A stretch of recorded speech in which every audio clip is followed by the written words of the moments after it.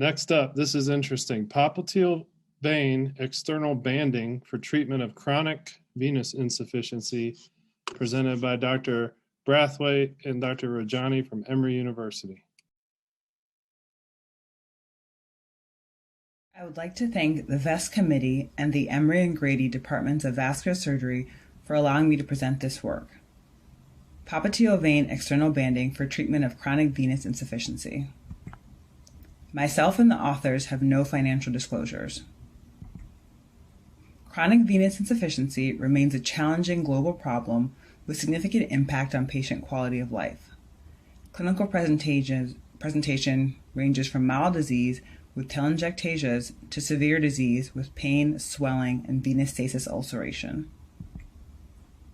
Medical management of chronic venous insufficiency includes aggressive use of compression therapy and wound care when ulcerations are present.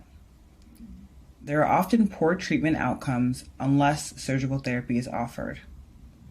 Surgical therapy includes the use of sclerotherapy, endovenous ablation, and valve reconstruction, depending on the etiology of venous insufficiency, either superficial or deep.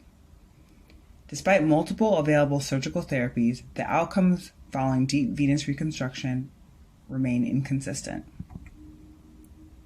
To date, there are not many large studies assessing the outcomes for deep venous reconstruction with popliteal vein banding, and wide use of this technique has not been adopted. For those patients with deep venous insufficiency, which represents approximately 50 to 80% of patients with chronic venous insufficiency, a group out of China in 2016 published the largest series of patients undergoing popliteal vein external banding.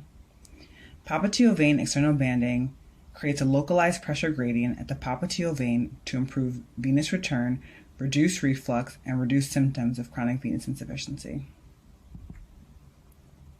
We are presenting the largest U.S. experience with popliteal vein external banding. We identified patients that had advanced venous disease with deep venous reflux greater than 2 seconds in the femoral and popliteal vein segments. They were offered deep venous reconstruction in addition to standard wound care. Patients with concomitant superficial venous reflux had that addressed previously by percutaneous ablation or iliac stenting. I will now describe our operative technique. The patient is placed on the operating room table in the prone position to gain access to the popliteal fossa. A preoperative ultrasound is performed to identify the location of the popliteal vein and the junction with the small saphenous vein, and that location is marked. A transverse incision is made in the popliteal fossa. We dissect down to the popliteal vein and the small saphenous vein confluence. The small saphenous vein was suture ligated if the confluence was above the target segment of popliteal vein. We then turn our attention to fashioning our popliteal vein band. The circumference of the popliteal vein was measured in a spasm-free state with an umbilical tape. A PTFE vascular patch is created that is approximately 2 centimeters by 2/3 the circumference of the popliteal vein. The patch is wrapped around the popliteal vein and sutured in place to create a diameter-reducing band with Prolene suture. Care was taken not to pass the needle through the vein itself. The incision was then closed. Postoperatively, the lower extremity is wrapped in a multi-layer compression wrap. Patients were admitted overnight for observation and discharged home the following day. For those patients with venous ulceration, standard wound care was employed. Postoperative anticoagulation was routinely used. All patients were surveyed with repeat venous insufficiency duplex at 3 months and 1 year. A total of 12 patients were identified. 75% of patients had a prior history of DVT on the ipsilateral side, and 58% had a previous venous intervention, including stenting or endovenous ablation. 67% of patients had C6 or active ulceration at the time of popliteal vein external banding. The mean VCSS score was 12.7, consistent with severe disease. The mean deep venous reflux time in the femoral popliteal segments were 3 seconds in the femoral vein and 2.4 seconds in the popliteal vein. The mean length of stay in the hospital was 1.08 days. The mean follow-up time was 10.7 months. No patients developed postoperative DVT. 67% of patients had a reduction in reflux time within the femoral popliteal segment. The preoperative reflux time in the femoral vein was 3 seconds, which was reduced to 2.4 seconds postoperatively. Preoperatively, reflux time was 2.4 seconds in the popliteal vein and was reduced to 2.1 seconds postoperatively. Of note, 42% of patients had less than 2 seconds of reflux or no reflux identified on their postoperative venous duplex. 75% of patients with C6 disease had healed their ulcerations at the time of their 3-month follow-up. 92% of patients self-reported a reduction in swelling, edema, and pain by the time of their 1-month follow-up.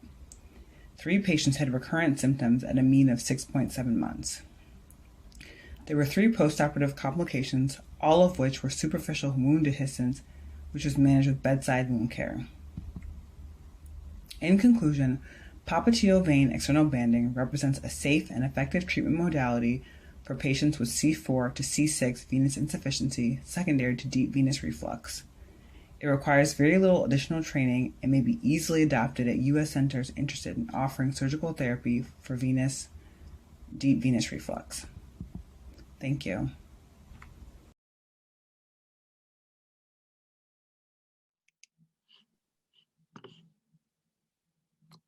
Thank you for an outstanding presentation. Have a question from Dr. Gabriela Velasquez. Do you keep all patients anticoagulated even if no history of DVT, and if so, for how long?